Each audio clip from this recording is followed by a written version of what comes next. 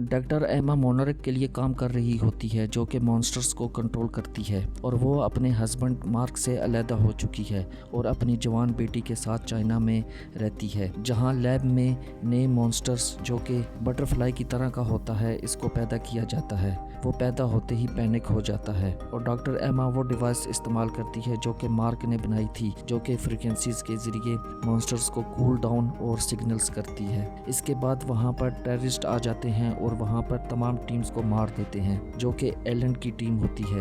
Alan doctor ایما اور اس کی بیٹی کو اغوا کر کے ساتھ لے جاتے ہیں اور ان کا مقصد تمام مانسٹرز کو آزاد کروانا ہوتا ہے تاکہ دنیا میں جو تباہی مچی ہے اس کا بیلنس ہو سکے۔ وہ ان کو اغوا کر کے انٹارکٹیکا میں لے جاتا ہے، وہاں پر وہ ڈریگن نما مانسٹرز کو آزاد کرنے کی کوشش کرتے ہیں۔ ڈاکٹر سروزیا اپنی ٹیم کے ساتھ مارک کو ڈھونڈتی ہے اور ڈاکٹر ایما کو آزاد کرانے کے لیے کوشش کرتی ہے اور اس کو ٹریس کر لیتی ہے اور وہ بھی انٹارکٹیکا پہنچ جاتے ہیں۔ مونرک کی ٹیم ایلن کی ٹیم کے اوپر حملہ کر دیتی ہے اور وہاں پہ ڈاکٹر ایما کو آزاد کرانے کی کوشش کرتی ہے، لیکن ایما بدل جاتی ہے اور وہ ایلن کا ساتھ دیتی ہے اور ڈریگن مانسٹر کو آزاد کر دیتی ہے اور بیٹی کو وہاں سے لے کر چلی جاتی ہے۔ ڈریگن جیسے ہی جاگ کر باہر نکلتا ہے اس کی طاق میں گاڈ زیلا ہوتا ہے اور وہ وہاں پر آ کر ڈریگن پر حملہ کر دیتا ہے اور وہاں شدید لڑائی ہوتی ہے، لیکن ڈریگن اسے ہرا کر وہاں سے چلا جاتا ہے۔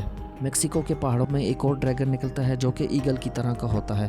مونرک کی ٹیم اسے ٹریس کرتی ہے اور وہ وہاں پر پہنچ جاتی ہے، لیکن وہ ایگل نما مانسٹرز بہت تباہی مچا رہا ہوتا ہے۔ مونرک کی ٹیم اسے اپنے پیچھے لگاتی ہے اور اسے شہر سے دور سمندر کی طرف لے کر جا رہی ہوتی ہے۔ راستے میں ایگل مانسٹرز کی فائٹ ہوتی ہے اور وہ تمام مونرک کی سیکیورٹی ٹیمز کو مار دیتی ہے۔ جیسے ہی ایگل ٹیم سمندر کے اوپر پہنچتی ہے وہاں پر ڈریگن سمندر کے اندر سے نکل آتا ہے اور وہ اس کی اور ایگل مانسٹرز کی لڑائی شروع ہو جاتی ہے۔ شدید لڑائی کے بعد ڈریگن ایگل کو زخمی کر کے وہیں پھینک دیتا ہے اور وہ مونرک کی ٹیم کے پیچھے پڑ جاتا ہے۔ اس پر فوجی ایک ایسی قسم کا میزائل مار دیتے ہیں جو کہ 2 کلومیٹر کے ایریے میں آکسیجن ختم کر کے تمام جانداروں کو مار دیتا ہے، لیکن وہاں پر گوڈزیلا پہنچ جاتا ہے اور وہ سمندر سے نکل کے ڈریگن پر حملہ کر دیتا ہے۔ گوڈزیلا اور ڈریگن کی شدید لڑائی ہو رہی ہوتی ہے۔ گوڈزیلا جیسے ہی ڈریگن کو مارنے لگتا ہے اوپر سے میزائل آ جاتا ہے اور میزائل گوڈزیلا کو ہٹ کر دیتا ہے۔ وہاں پر شدید قسم کا بلاسٹ ہوتا ہے اور سمندر کے اندر تمام مچھلیاں اور جاندار سب مر جاتے ہیں اور گوڈزیلا شدید زخمی ہو کر سمندر کے اندر چلا جاتا ہے اور ڈریگن پہلے سے زیادہ طاقتور ہو جاتا ہے اور وہاں سے اڑ کر وہ دور چلا جاتا ہے۔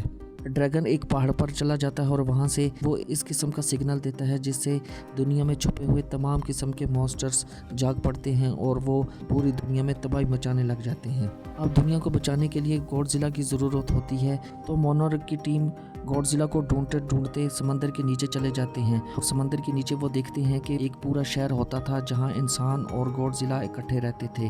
گوڈزیلا بہت زخمی ہوتا ہے اور وہ اپنے آپ کو ریکور کر رہا ہوتا ہے، اس کو ریڈیشن کی ضرورت ہوتی ہے، تو وہاں پر مونرک کی ٹیم نیوکلیر میزائل مارنے کا مشورہ دیتی ہے۔ تو ڈاکٹر سروزیا اپنی قربانی دیتا ہے اور نیوکلیر بم کو لے کر گوڈزیلا کے پاس چلا جاتا ہے اور وہاں پر نیوکلیر بلاسٹ کر دیتا ہے جس سے سمندر کے اندر بہت بڑا دھماکہ ہوتا ہے اور تمام چیزیں تباہ ہو جاتی ہیں۔ مونرک کی ٹیم ایک سب میرین کے ذریعے سمندر سے باہر آ جاتی ہے۔ اس بلاسٹ کے بعد گوڈزیلا فل انرجی کے ساتھ کھڑا ہوتا ہے اور وہ وہاں سے چلنے لگ جاتا ہے۔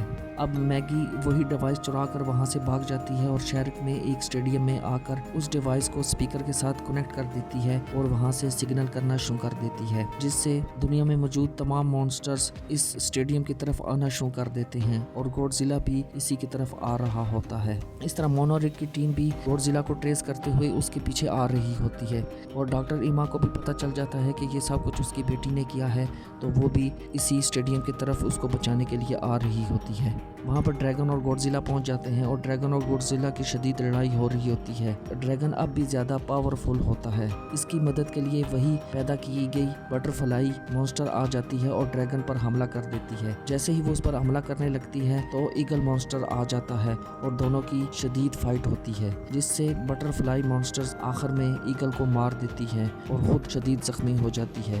गॉडजिला को मज़ीद रेडिएशन की ज़रूरत होती है तो बटरफ्लाई मॉन्स्टर कुर्बानी देती है और ब्लास्ट हो जाती है, जिससे एनर्जी निकलती है और गॉडजिला को मिलती है। मार्क और डॉक्टर एमा मैगी को रेस्क्यू कर लेते हैं और वहां से उसको जहाज़ से लेकर जाने की कोशिश कर रहे होते हैं तो गॉडजिला दोबारा से शदीद ज़ख्मी होकर गिर पड़ता है। तो उसको बचाने के लिए डॉक्टर एमा कुर्बानी देती है और वो उसी डिवाइस का इस्तेमाल करके ड्रैगन को अपने पीछे लगाती है ताकि गॉडजिला को बचाया जा सके। ड्रैगन डॉक्टर एमा के पीछे पड़ता है और उसका एक्सीडेंट करके उसको मार देता है। अब गॉडजिला के पास वही एनर्जी आ चुकी होती है और वो फायर और रेडिएशन एनर्जी के साथ दोबारा खड़ा होता है। अब इसके पास आग की एनर्जी आ चुकी होती है और वो आग का इस्तेमाल करके ड्रैगन के साथ शदीद लड़ाई करता है और उसको मारने की कोशिश करता है। इस तरह कभी ड्रैगन और कभी गॉडजिला उस पर हावी हो जाता है और आखिर में गॉडजिला उसकी गर्दन को दबाकर अपनी रेडिएशन वाली एनर्जी को इस्तेमाल करते हुए उसको खा जाता है और इस तरह ड्रैगन मारा जाता है। और आखिर में तमाम दुनिया के मॉन्स्टर्स इस स्टेडियम के पास आ पहुंचते हैं और वो गॉडजिला को देखकर इसके आगे झुक जाते हैं और इस तरह फिल्म ख़त्म हो जाती है। तो दोस्तों, आपको हमारी इस फिल्म की स्टोरी कैसी लगी? मज़ीद अच्छी स्टोरीज़ के लिए हमारे चैनल को सब्सक्राइब करें और वीडियो को लाइक और शेयर कर दें।